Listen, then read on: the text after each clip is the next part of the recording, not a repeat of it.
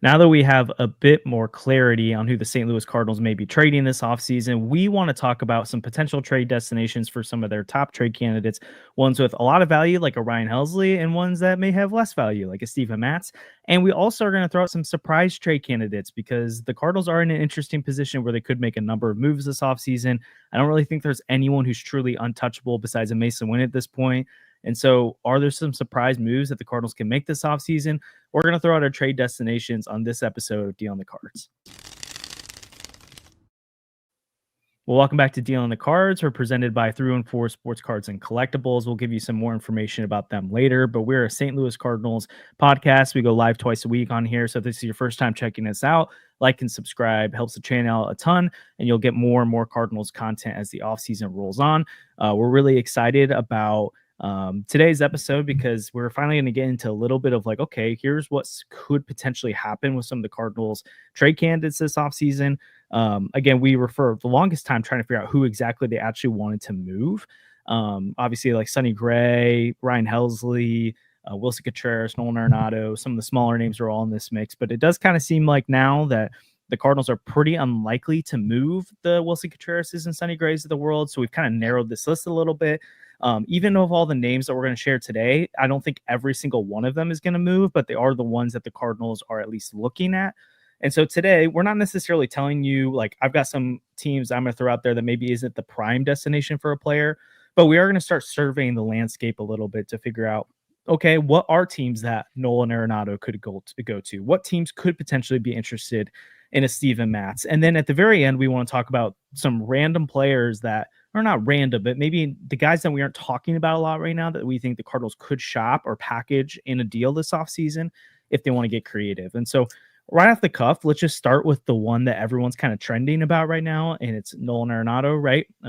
His name has been intentionally not used in the players that want to remain, right? They keep saying, oh yeah, there's a few guys we need to approach, and two of them have already come out and said they don't want to leave, and we're potentially shopping one, but we won't tell you what his name is. And it's like, okay, so you're shopping Nolan Arenado. Andrew, give us a team that you think Nolan Arenado could be traded to this offseason. I think the one that's most mainstream that everyone's kind of talking about that you shot down in an article yesterday is the Dodgers. I just don't see that happening. They have too much payroll already as is. If they're rumored to be on Juan Soto, and they're definitely not going to be in on Arenado. They're not going to be on Juan Soto, guys. It's not going to happen. But they already have third base covered. They have a bunch of infielders that probably all are better than Arenado right now, probably in terms of like value wise and in terms of there's like on the field play. I would say even Tommy Edman's better than Arenado currently, but it's unfortunate. Whatever.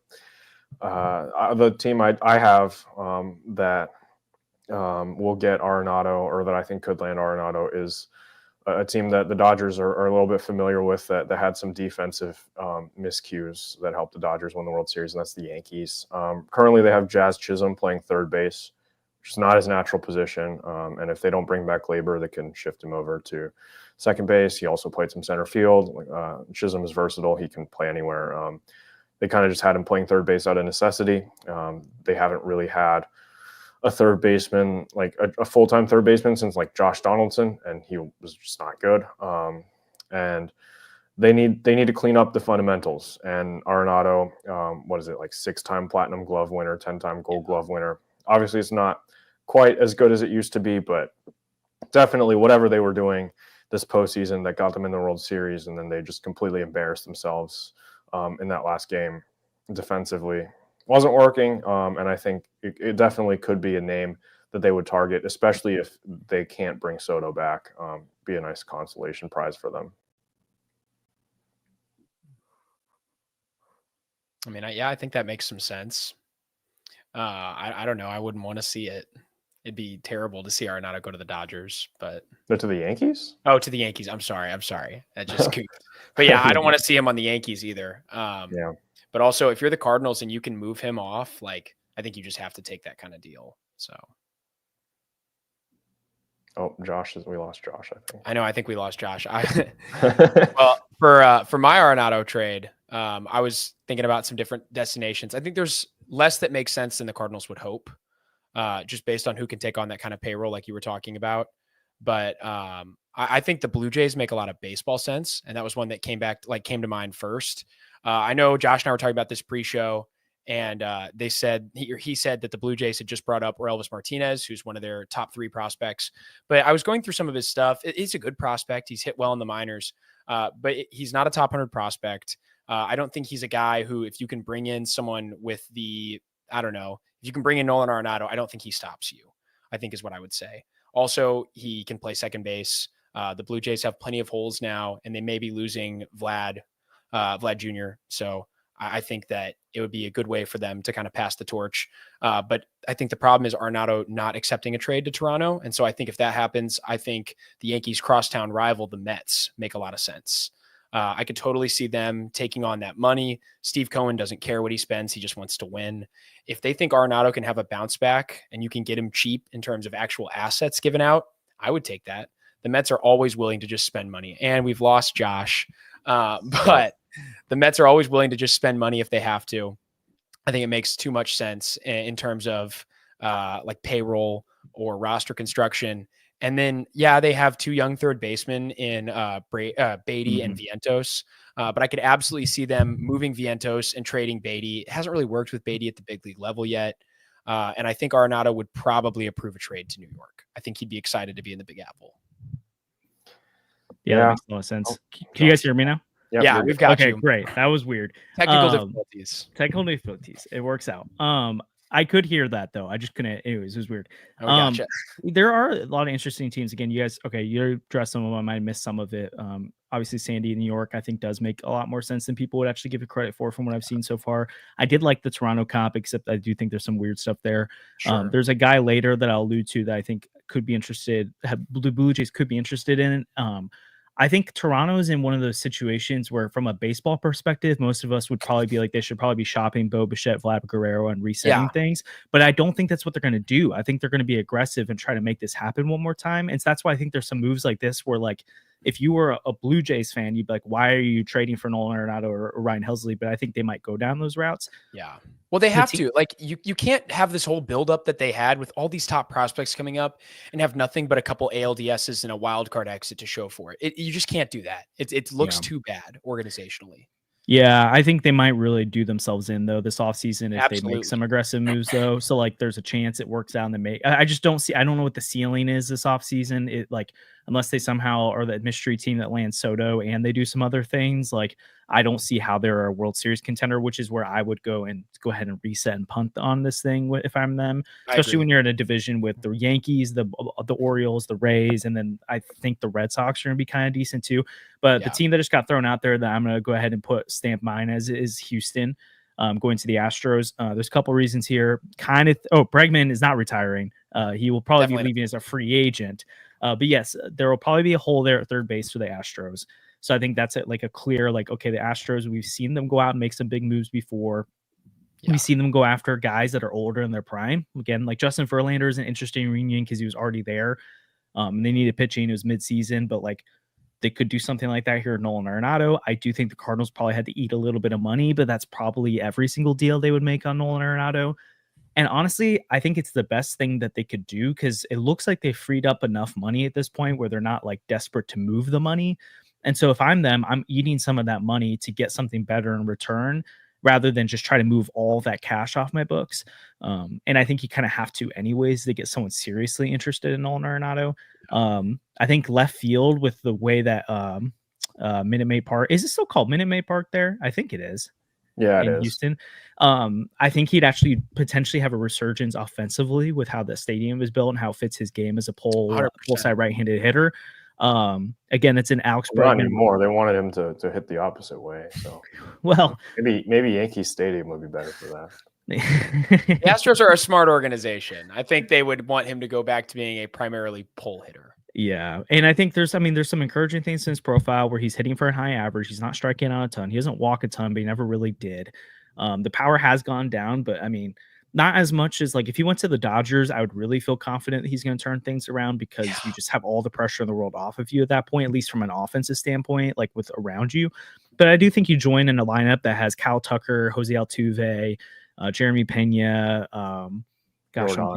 Jordan. Yeah, I was blinking on a big thumper there. And their two best hitters are left-handed right now. So I think adding another right-handed presence to that lineup makes a lot of sense. Also, how perfect would it be if they trade for Nolan Arenado and sign Paul Goldschmidt in their corners on Goldie and Arenado? I want to see it happen so bad because they'll both somehow have they'll be really resurgence good again. and they're going to win the World Series. And it's literally going to be the worst possible send-off for Mo. But like for the Astros is that's why I'm like, it would be the bring back pinnacle Jeff of Luhnow. terribleness for That'd the be really, Cardinal really Nation right bad. now. And it's the organization that stole a bunch of the Cardinals front office when Jeff Luhnow left. Like, it would just be the perfect in the worst ways. It's like, could it get worse than Arozarena and Adolis Garcia and Tommy Edman? Oh, it absolutely can. So I'm throwing them out there. It makes a ton of sense. And then I don't know, this might have cut out when it went through my ears, but a team I'm going to throw out there soon. I'm going to write about it. I think as like an off weird team that I don't think people are talking about is the Angels, because we've already seen they've started the offseason making some interesting moves and they clearly are trying to contend.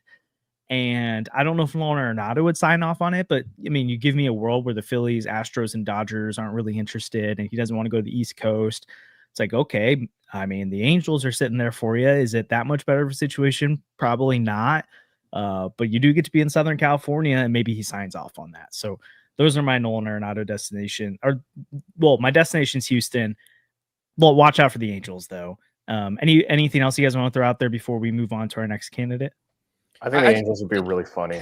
It would be like, well, you could have him and Rendon under contract. And in 2019, that would have been sick. With Trout, yeah. Goldie. Oh gosh, that would be even better if they both go to the Angels and then the Angels make the playoffs. No, but if they both go to the Angels will continue to Angel and not. Yeah, they're not. The Angels are just horrible. Like, I think it all though depends on whether Nolan Arenado is going to accept a trade, right? Like he has the no trade clause. He has to approve anything. The question becomes, does he hate being here enough? And does he hate being here is the first question. I think some of those things, like there were definitely things to look at last year and say, maybe he wants out. A change of scenery could be good for him, especially at this stage in his career. I think if you're thinking Angels have under contract Nolan Arenado's favorite player. Who? Albert Pujols. Oh my gosh. I think there are things he wants to follow his career arc. Yeah. But like Nolan Arenado eventually is probably a borderline Hall of Famer if he adds a little bit more. So like he's got to be thinking about his legacy at this point. He probably wants to get out and get a change of scenery somewhere, maybe win that title. So he may be selective, but he also might not be. If he really wants to get at St. Louis bad enough, maybe he would approve a trade to a place like Toronto or Los Angeles Angels. So it just all depends on that. It depends on how many options the Cardinals have. Because if the Cardinals don't have a lot of options, it's going to be hard to move him. Yeah. But I do think he will get moved. I think the Cardinals need to make that happen. One interesting team, I don't think on the surface makes sense with the Red Sox, but I think there's a world where Craig Breslow has already come out and talked about how they potentially could repackage value. And I think most people are thinking about their top 10 prospects in baseball, which is wild. They have 3 of the top 10 prospects in baseball right now. What they could do, which again, I'm not saying this is going to happen, but a world like that is if they use Tristan Casas or whatever in a deal for something and maybe some other stuff. And then Rafi Devers is able to move to first base. I don't think they would acquire Arenado and have Casas and Devers have to swap off between DH, but maybe. I don't think it's impossible. I also think Boston would eat Arenado alive, and so would Philly if he doesn't do well. So I don't know if Philly or Boston makes sense for him, but Chaim Bloom sends Arenado to the Red Sox for some of their top prospects, and then sends an apology note. He's like, "Sorry for trading Mookie Betts." Yeah, maybe they get Jeter Downs back for Arenado. Maybe it could be a great like Stanton trade moment where I remember when he got traded and everyone was so mad. They were like, "Oh, the Yankees, like they're cheating, and Derek Jeter owns the Marlins now, so it's a conflict of interest." It'd be really funny to have that kind of thing with like, "Oh, Chaim's with the Cardinals now," and they run just about the same speed. So there you go. Yeah. On that note, hey, we want to thank a couple of our sponsors of the podcast real quick. We alluded to them earlier, but 314 Sports Cards and Collectibles are the presenting sponsor of our podcast. Been a great partner for a while now. Many of you already checked them out for your sports cards and collectibles. They're located at 9640 Olive Boulevard and Olivet. They're open 10 to 5 Monday through Friday and 9 to 4 on Saturdays. You can buy, sell, and trade all sports cards and Pokemon cards there, as they have the newest selections of packs, boxes, and single cards of local players and stars from around the league.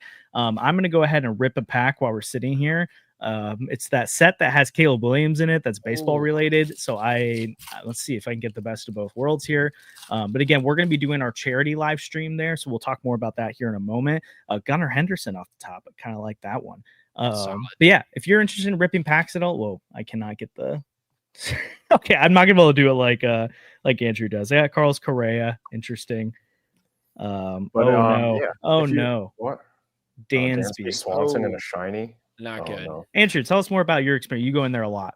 Yeah, so 314 Sports Cards has given us this Mason Wynn autographed baseball to give away for hitting 3,000 subscribers, which we're about to do.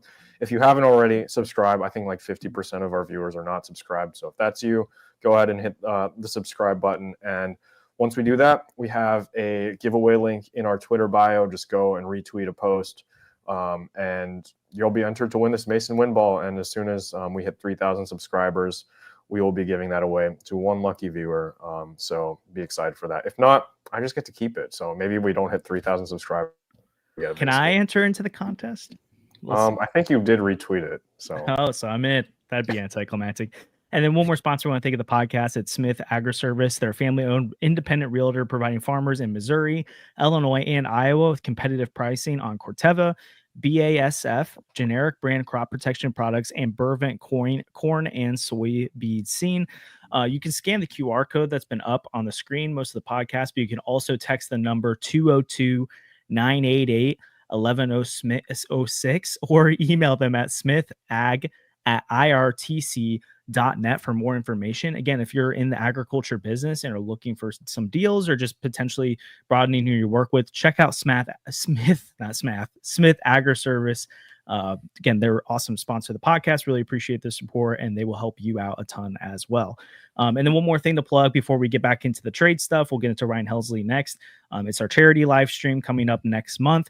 Again, we're going to be in person over at 314 Sports Cards and Collectibles, which will be super fun. But that's Thursday, December 19th. Bernie Mikolas is already on board, but we'll have a long list of different guests that we'll have in there as well. So we'd love for you to come in person and come hang out with us. But you can also check into our live stream later.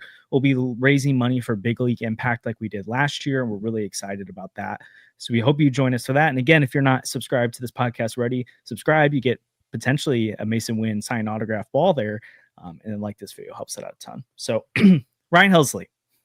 I think we can all agree he's probably as good as gone, but I do think lately there's been a little bit of rumblings like the Cardinals probably aren't going to deal him for like anything. So like they don't get the offer they want. I don't think they're going to be afraid to hold him into the regular season.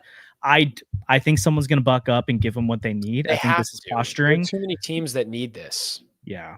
But I mean, at the same time, crazier things have happened, and I don't want them to sell him for 20 cents on the dollar. Yeah, so they don't get a good offer. But I do think we all think there's going to be a team out there who goes out and gets him. I'll throw out my team first here, and then Sandy, maybe you can go first and go in reverse order. I'm going to go with the New York Yankees. We just saw them in the World Series. I think they're going to be as motivated as ever to be super aggressive and go try to win this World Series. Right? They know Giancarlo Stanton's contract's only going to get worse from here. So, now it's now or never. Same with Carlos Rodon, same with Garrett Cole. Like, those contracts are not going to age well. Aaron Judge is in his prime. I'm pretty confident they're going to bring back Juan Soto, but it's going to be a blank check. So that's going to be a lot of money. They have like 4 or 5 free agent relievers right now. And so I think Ryan Helsley is a fit because he's cost money. Like, he's going to be close to like $8 million in arbitration or something. So he's not cheap. But they don't have to go out and sign him, so they can get him for that year. They have a strong farm system. I can see them being really, really aggressive with team building this offseason. So Ryan Helsley is my team here. Sandy, who would you throw out there as a Ryan Helsley destination? Yeah, I mean, there are 25 teams that sure. could use Ryan. Like, the only teams that can't use Ryan Helsley at this point are Oakland, Chicago, the White Sox. Unfortunately, I wish the Cubs were that bad. St. Louis, and just because we have him and we need the assets. But like, if Ryan Helsley wasn't a Cardinal, the Cardinals would be a logical fit too, in some sense. Like, anyone that has any hope of contending this year could use a Ryan Helsley. He makes every bullpen in the league significantly better. I would say he's a top 5 reliever in baseball, if not higher. Everyone needs him. So there are a lot of options here. I'm going with something a little off board, I think, but I think Tampa Bay makes a lot of sense for Ryan Helsley. Tampa, they're not able to sign these elite relievers. You never see them play in that market. When an Edwin Diaz or a Ryan Helsley, someday an Emmanuel Clase, when these guys reach free agency, they're not going to Tampa Bay. Tampa Bay, like St. Louis, is never going to pony up $100 million for a reliever. Now, they've developed their share of high-octane arms, but most of those guys have kind of been one-hit wonders in Tampa, or they've traded them away and then they've gotten much worse after the trade. I think about like Emilio Pagan, for example. So I think it makes a lot of sense for them to be able to bring someone in to be at the back of their pen. I think Tampa Bay wants to compete for a wild card next year. They've got a solid core right now. I just think it makes a lot of sense. If Tampa Bay's rotation is healthy, which kind of a big if right now with who they've got. But if that's the case, I think it makes a lot of sense. Also, it looks like they may try to trade away like Fairbanks, for example. If you're moving him, you can get creative, get some assets, and bring in Helsley. You could still upgrade at reliever and potentially get better if you're able to swing some favorable deals. Yeah. So I think it just makes a lot of sense. Like I said before, they're going to have trouble signing that kind of guy. So get him right now as a trade candidate. And Tampa Bay loves to do this kind of thing. Maybe you trade him again at the deadline and recoup some of your investment. So, yeah. I mean, I heard Tampa Bay might be in on Juan Soto. That's what I was told. One of 7 teams to call. I think it would. I really want this to happen for one reason and one reason only. I really want them to sign Juan Soto. It's not happening, but I want them to sign Juan Soto, and for the corresponding roster move to be to get rid of Carlson. Can I throw out one little nugget about Helsley? I think, like, because normally Sandy, I'd be like, they're not going to trade for a guy going into a free agent year that's going to cost them that much.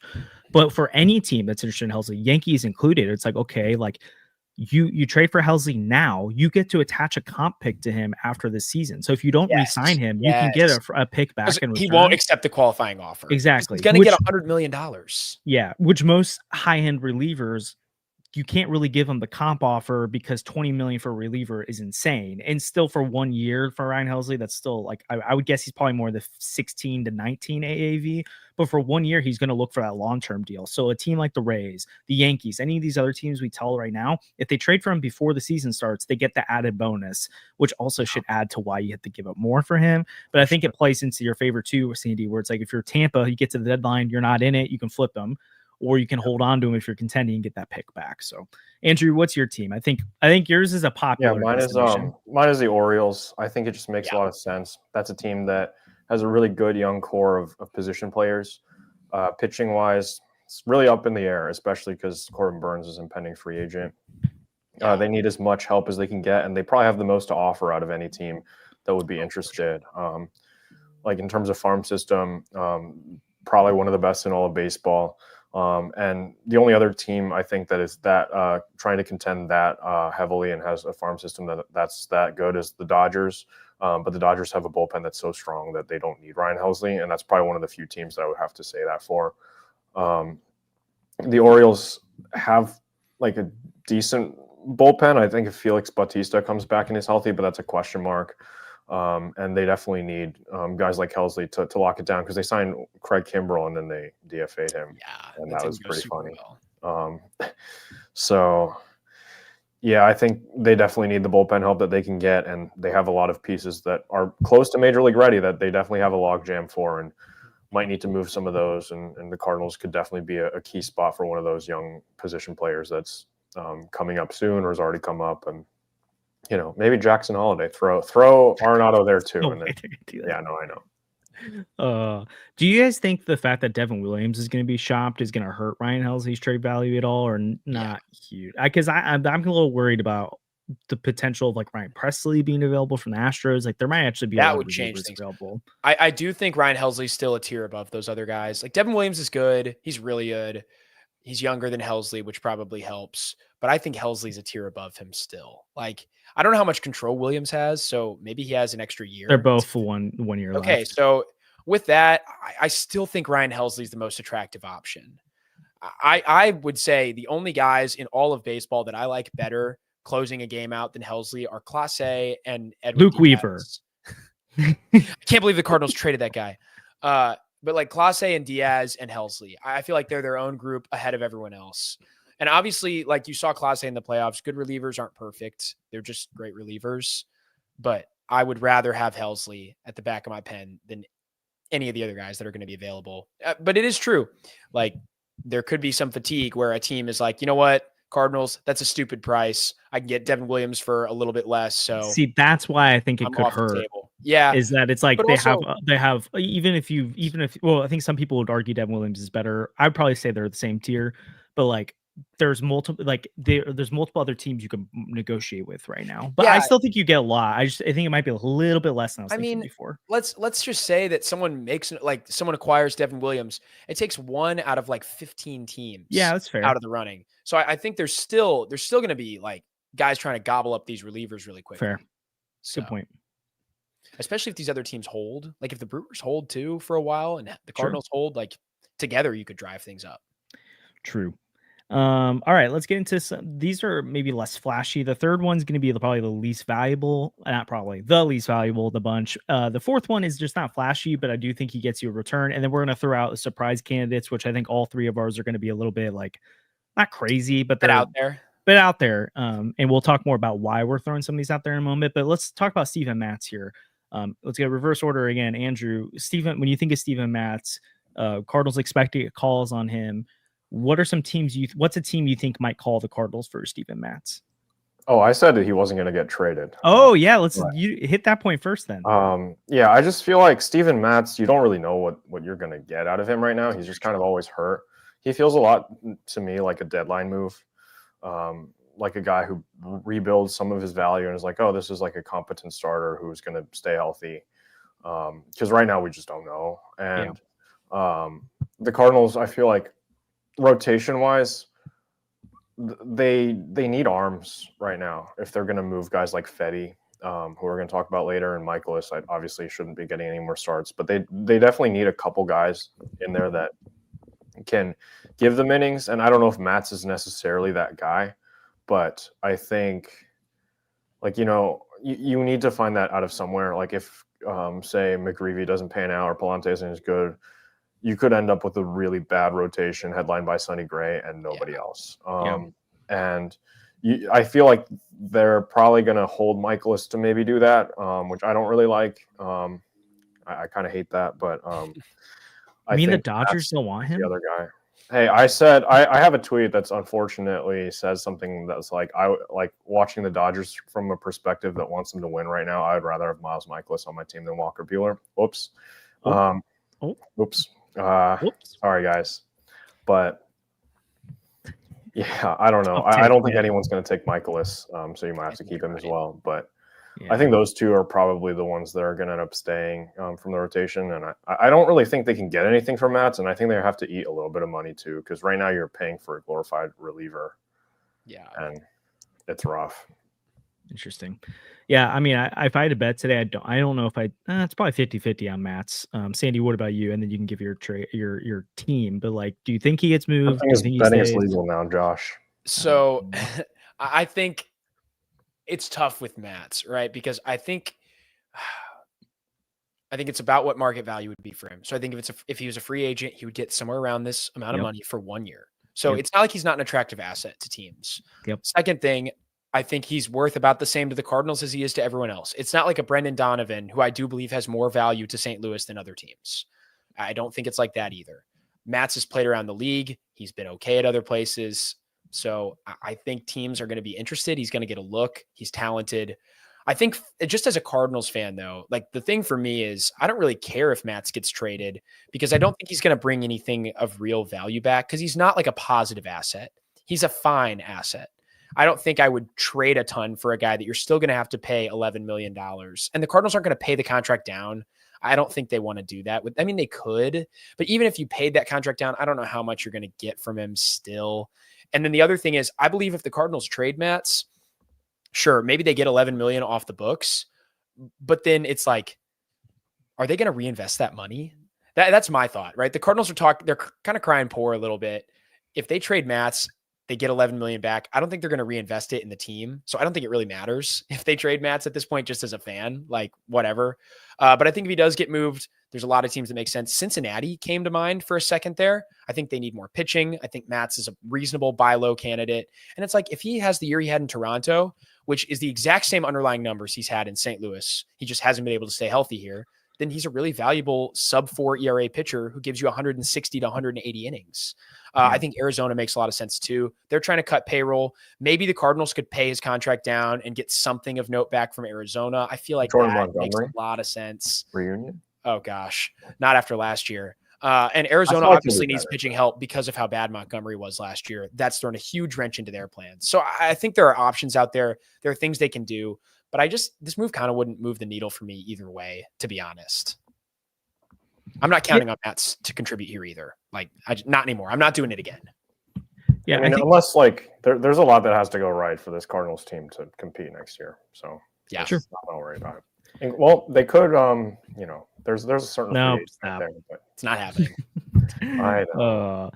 Part of the reason I think Matz becomes a more interesting option for teams this offseason is the RSN uncertainty, where like there's just gonna be a lot of teams that can't really add much payroll. And so in all honesty, a pitcher that you can get for 12.5 million, and if the other team will pay it down to get it down to like 7-8 million, that's like you're saving a couple $1 million here or there, which is going to be valuable for teams that are on the fringes or right up against the luxury tax. And that's why I threw out the Padres as a team, because they're a team that is taking losses TV wise. Oh yeah. Their owner passed away last year and was kind of the guy who went all in. And so they've been trying to kind of like reset the books because of this. And Joe Musgrove is going to be out for the entire year next year.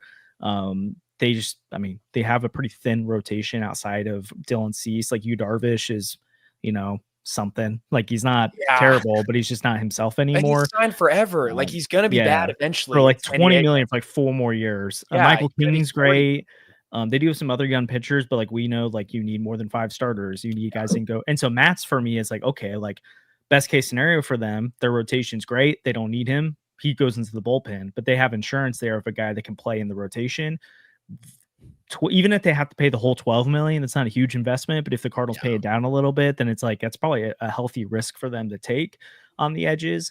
So that's why I think he's an interesting trade piece for a team like that, or anyone who like really wants to improve or needs more certainty in some places, which Matz is not certainty, but like again, there's not a lot of pitching to go around. Everyone needs more of it. So like these guys just get bumped in value more than you would think. So yeah, I'm not talking like a top prospect in baseball. I'm not talking even I mean, I don't even know if you get an organization's top 10 prospect for maybe somewhere in the 15 to 18 range. Yeah, but like those guys sometimes turn out into something, right? Like Juan Yepes. What turn into relievers? Matt Adams got Juan Yepes one time. Yeah. Like again, Juan Yepes didn't end up doing much, but like I mean, even that would be interesting for Steven Matz at this point. Could be an interesting reliever, could be a future number 5 starter. Like these are the kinds of things when you're resetting. Like Matz doesn't do anything other than innings right now. Lane Thomas is a great example of that. Exactly. Like maybe they get the next Lane Thomas. So probably don't. It probably ends up being nothing. Oh gosh. Anyways. But yeah, I totally see what you're saying. And I think I agree with you on that. I think, and the other thing is too, like think about all the guys that are getting paid more to be less than Steven Matz. For sure. Like the Diamondbacks just gave Montgomery over 20, what was like 26 or something. Yeah. Player option. Yeah. 26. And he's going to stay there. So they're going to have to do the whole rigmarole again. And it's like, he might be that bad again. Blake Snell for half this year was awful, getting paid way more than him. Jacob DeGrom. And he was like the best pitcher in baseball for the rest of it. I know. If you're the Yankees right now, would you rather have Steven Matz or Carlos Rodon's contract? Probably Steven Matz for 1 year than the Rodon deal. Not at all trying to say like you shouldn't go to the high-end pitching market, but like that's the risk is that you go and you potentially get an ace, or you get a guy that it's like, man, I would rather have Steven Matz than this guy right now. Even Nestor Cortez. And so that's where it's like the Padres can't every offseason just hand out $200 million, like them specifically, that market. They can't hand out those big contracts all the time. They've kind of maxed themselves out. So they have to be creative with some of these type of range players. And that's why I think they're an interesting fit for Steven Matz, where I don't know if they have the assets to go get the next Dylan Cease either, who's cost controlled. Like that costs a lot of prospects. And I just don't think they can hand out the money to a Corbin Burns or whoever. So I think Steven Matz, again, they might just go sign Kyle Gibson then, but interesting fit. I think because of the flexibility there, I think a team like the Padres would like him. So, the Padres are one of the leading candidates for a league minimum guy, but whatever. No. Yeah, that's true.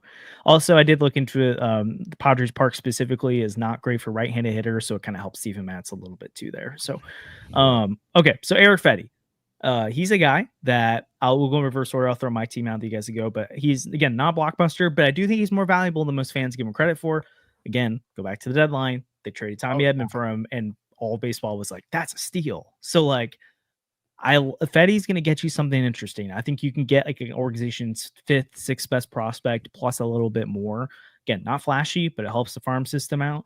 Trying to think of teams that would really, really benefit from a $7.5 million starter that they can kind of rely on next year. And I was thinking the Cleveland Guardians are one of those type of teams where, again, they have young pitching, they know how to develop it, but they have a little bit of certainty in the rotation, have a guy that's not projected to be on the IL to start the year. I would throw Tampa as like a team like that, but like some of those contenders on lower payrolls, I think you could also see a big market team go after a Fedde where it's like, we want to add a guy to this rotation that isn't going to cost a lot to offset all these other larger salaries we're bringing in. But I do think that a team like Cleveland would understand the value of an Eric Fedde in a 3-4 slot. And so, yeah. I know anyways, you guys have some teams there too, but Sandy, who's the team you would throw out for Eric Fedde? Yeah, I mean, it's the same thing as Matt's really, where there's a lot of teams that could make this work and it would make sense for a lot of people. And where Matt's is a neutral asset, I think Fedde's definitely a positive asset. For sure. Think about what he's worth, the fact that he's only being paid $7.5 million. Like these cost control guys, he's not Dylan Cease, but you just alluded to it with Dylan Cease. It takes a lot to move these guys. Like they are valuable. So the Cardinals can make something happen with somebody. I think Houston makes a lot of sense. You mentioned a big market team. They're probably looking for more pitching. No one really like what's happening with Justin Verlander next year. So I think Houston makes a ton of sense. Like Fedde's not going to be prime JV. We're not saying that. But he could be a valuable pitcher in your rotation. And if Fedde's your 3 or your 4, you got a really, really good rotation. Also, like it's going to take something to acquire him, but it's not going to take that much. Like Houston, they don't have a great farm system, but they'd be able to make it happen. I think it makes a lot of sense. Also, it's a little bit more certainty. Fedde was good this year, and you can rely on him to be healthy and good next year, I think. And that's something that, for example, like Mikolas has been hurt for multiple years now in a row, right? Like JP France was hurt for most of last year. Houston needs to be able to rely on some of these guys, and I think having Fedde in the fold would help. Didn't Fedde win KBO MVP? He did. So Verlander and him have something in common. MVP winners as pitchers. So there you go. Gosh. Yeah. You know who else won? I actually don't think he won KBO MVP, but he is the top KBO free agent. James Nail, baby. James Nail. James Cape Girardeau native. Throwback to when the Cardinals released him on his birthday. Tough. Yeah. And then he went to the KBO and we're like, oh, hopefully he does well there. And then he became. We traded him to the KBO, which I didn't even know you could do in baseball. I know you can do it in soccer. Great. Get that money back. It's crazy. Yeah. The team I have going, Eric Fedde going to is the Dodgers. People might hate me for that, but whatever.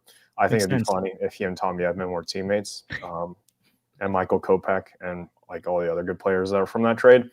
Maybe they'll sign Tommy Pham too if they can't get Teoscar Hernandez. But no, I think the Dodgers need that rotation flexibility for the regular season just to get by. They almost lost the division this year because they didn't have enough pitching, and right now their pitching looks a little bit scary too. Like Yamamoto is going to be there. But he had a big injury this year. Tyler Glasnow is made of glass. We'll see what happens. Live with Tyler Glasnow is supposed to return to the rotation, but people are saying he might not come back immediately because he just tore his other labrum. And it's like, oh, okay, great. I'm sad. If he doesn't get to pitch in Japan, I'm going to be really upset. But whatever. They're going to get another guy on the free agent market who's free, which sucks for the rest of baseball. I don't get why Roki Sasaki won't be posted right now. He's going to forgo millions and millions and millions of dollars. He has no upside to doing this. If he blows at his elbow, he's going to lose himself tens of millions of dollars. But hey, I guess he wants to play in America really, really badly. And I don't get why his team posted him either. Well, couldn't they in like 2 years extend him by the time he would have been posted?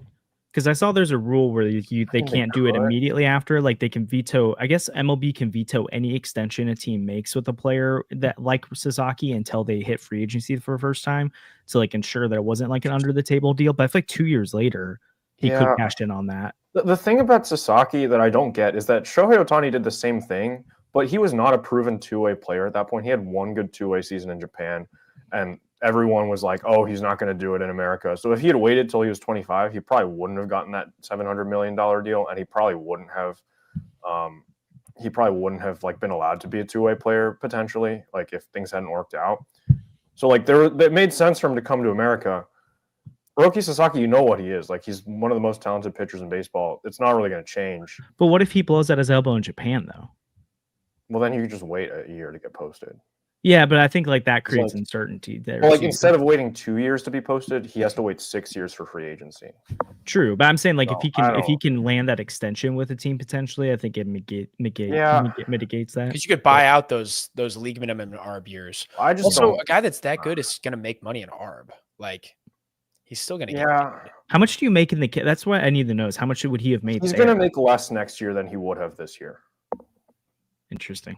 Like he makes definitely more than 800K right now.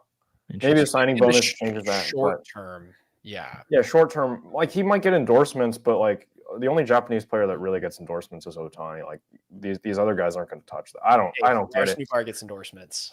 That's true, but he doesn't like. Yeah. Anyway, the eyewear commercial. Yoshida. Yeah. But it's my guy. I don't get it. They're probably going to get him for free, but even like just baking that they got Hiroki Sasaki. That's what 4 guys in your rotation. You need a 6-man rotation for Shohei. Glass now is a question mark. Ohtani is a bit of a question mark too. Not like his pitching arm, but his other arm. Like you're going to need some insurance. Fedde makes a lot of sense. They need pitching. They're going to go out and get some guys, but for a team that's going to probably spend a lot in free agency this year too, Fedde might be a cheaper option for them. Maybe get one of those guys back that they don't have chances to give opportunities to. Maybe James Outman, who was a nightmare to watch this season. Didn't really get many opportunities down the stretch, but he could be like a Michael Busch type for the Cubs. That would be a pretty decent return. Maybe you get Tommy Edman back. I wouldn't hold my breath, but it has happened before. So Fedde to the Dodgers. I like it. It's interesting comp. Okay, let's get to the more wild. I don't know what we want to call here. The wild card trades, the surprise trades is what we'll actually call here. So, kind of the thought process here is we're not necessarily trying to be hot takey here. We're just trying to give you some ideas of like what are some other things the Cardinals could explore or teams could explore with them this offseason. I don't think any of us would say these are likely moves. But I think at this point, there's things that are on the table at this point. I don't think anyone besides Mason Wynn you can confidently say is a Cardinal going forward outside of like their top prospects, like Weatherholt, Quinn Matthews, like those guys aren't untouchable, but like there's not really a move that makes sense to move them in either. Yeah. But like even Donovan, who I love, I don't think is technically untouchable. I just think it would take, like, I just don't see the kind of deal materializing. Same with Gorm. Like, why would you sell low on him right now? But would it be shocking if they trade him? No. Who wants to go first to this? I don't mind leading us off. I can go first because I'm going in the middle every time. Oh no! So I've been playing around with some stuff. Wait, time out. If this is this the one you said in the chat? I think I put 2 in there. I'm picking one. It's the one I put second. It's going to get some heat. People are not going to like this trade. Wait, I don't know I don't think I saw. Oh no! Oh gosh! They both involve the same player. Okay, yeah, people are not going to like this. Sandy's is the most wild of ours. It's wild. It's wild. Don't tune out if you don't like Sandy's. I don't think it's going to happen. I don't either. I don't think it's going to happen. I don't think the Cardinals are going to move this player. I don't think they should move this player. Gosh. But I think there is a world in which it makes some baseball sense for the Cardinals, depending on who you are. So let's just be honest. The Cardinals have handled Jordan Walker really poorly since they brought him up. That's not controversial. Nope. This year was the second really frustrating year in a row.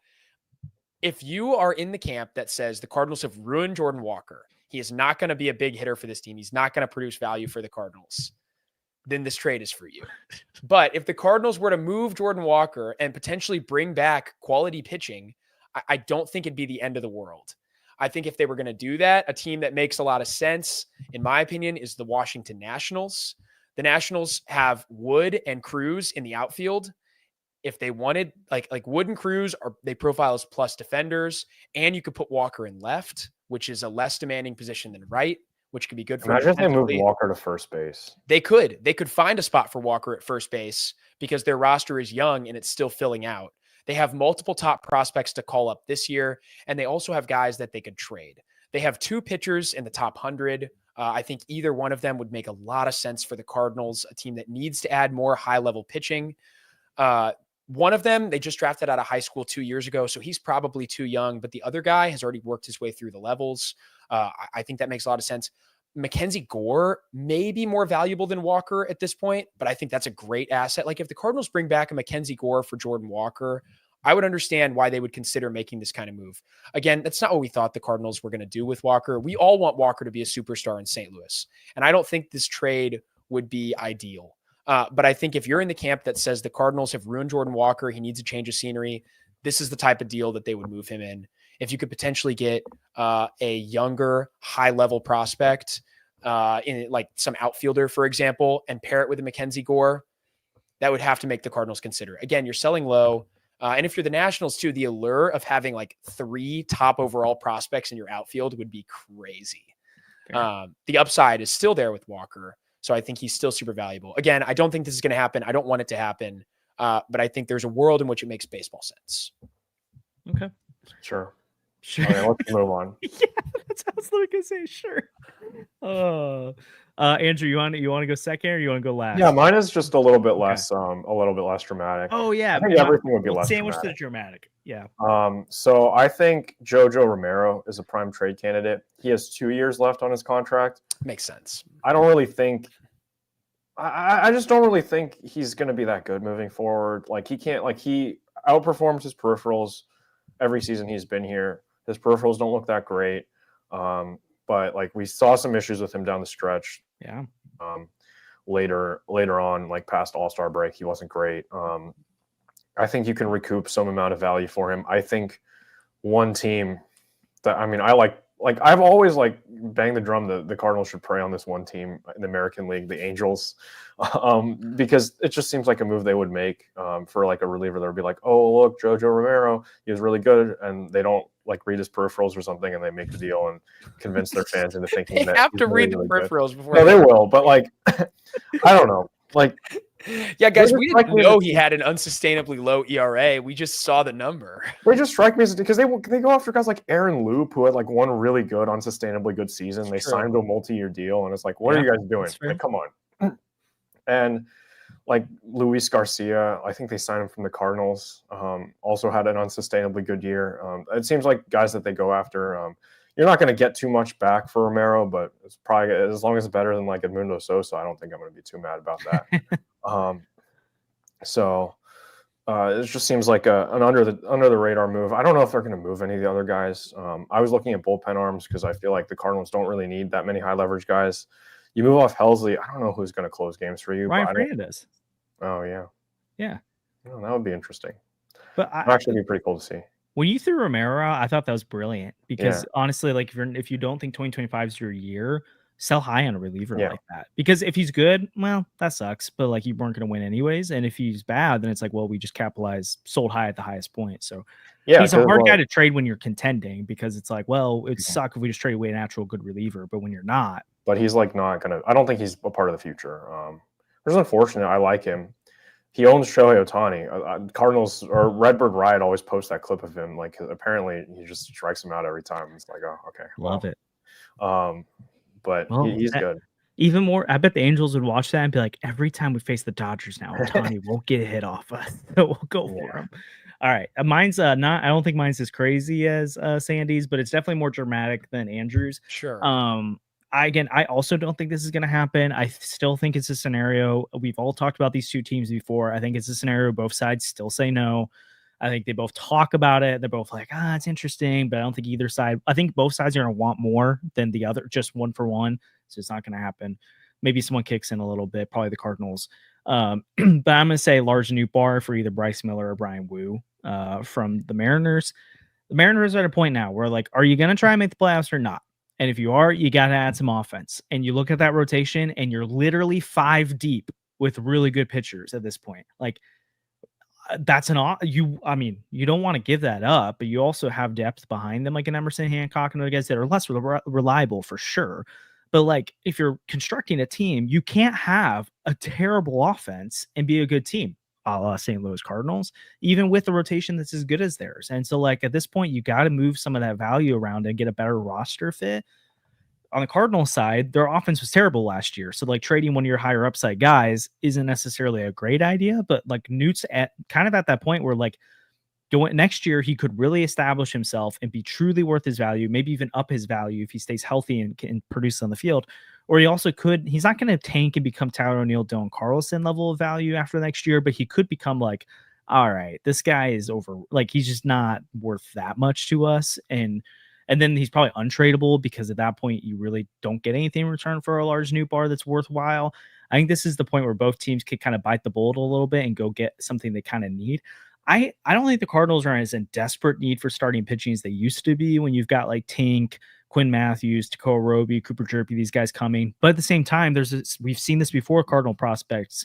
There's a scenario where a lot of these guys don't pan out. And so, like, just banking on all those arms working out, and also pitching injuries happen all the freaking time. Again, if the Cardinals are going to, I don't think they can run back this offense year after year and just hope it keeps getting better. Like, I think at some point you got to shake things up. I think it creates an opportunity, even if it's not in 2025, 2026, then you've got a corner outfield spot open for a bat if you want to go get one. And then you've repackaged some of that value into a starter that you know who can produce, like a Bryce Miller or a Brian Wu. So I think it's something that both teams could talk to each other about. Bryce Miller and Brian Wu, I think both have 4 years of control remaining. Newt has 3. I think it's interesting. If I'm Hein Bloom, John Mozeliak, I don't know if I do it. You gotta talk about it though. And if you're Seattle, I don't know why they wouldn't talk about it. But maybe they've got their sights set higher. I don't know what they could get. I think that's the best 1-for-1 they could hope for. Because if Seattle wants something better than Newbar, they're gonna have to kick in some things to another team. I hope Hiroki Sasaki's a big Ichiro fan, so he goes to Seattle and they have to trade one of those arms. There you go. Honestly, that could be the scenario where it happens. Where like Ichiro still works for the Mariners. So okay. Work your magic, get Sasaki, and then trade one of these guys to the Cardinals. Yeah, makes sense. Any other random? I mean, right at the end, I'm just gonna say Brendan Donovan is not being traded. So I don't think so either. That's so dumb. A really smart writer on Fanside had told me that Jordan Walker would be traded for Emerson Hancock. So, oh my gosh, terrible. But I don't think the Cardinals will trade any of their big young bats. Like, I don't think they're trading Walker. I don't think they're trading Donovan. But the point of this exercise is just to put it out there that, like, there's a world in which some of these moves could make sense for the Cardinals. It'd be wildly unpopular at this point. And I think that's something they have to be worried about with this change of leadership. Like, you don't want Heim to come in and just immediately trade away a fan favorite like Nootbaar. Well, I don't think Heim would get the flack. Yeah. It's still Mo. Yeah, it'd be Mo. That's true. And I don't think Mo wants to trade those guys on his way out either. People see Mo as this villain. I don't think Mo's walking out of the office like, burn it to the ground. Yeah. Mo entered the end of season press conference by saying, to your chagrin, you're stuck with me for another year. So I don't that was pretty funny. I don't think he cares. I don't think, though, if they pulled this off, it's burning it to the ground because you're getting Bryce Miller is going to get Cy Young votes this year. And Brian Wu is like a really encouraging young starter. So I think it's just you're reassessing the value, or you're repackaging the value into something else. If you're trading Newt for a package of prospects, then I think you're kind of burning it to the ground. Yeah, that's true. But, I'm worried about, like, what does the Cardinals offense look like without Nootbaar? Actually, we saw it for most this year because he wasn't healthy. We know exactly what it looks like. Pretty bad.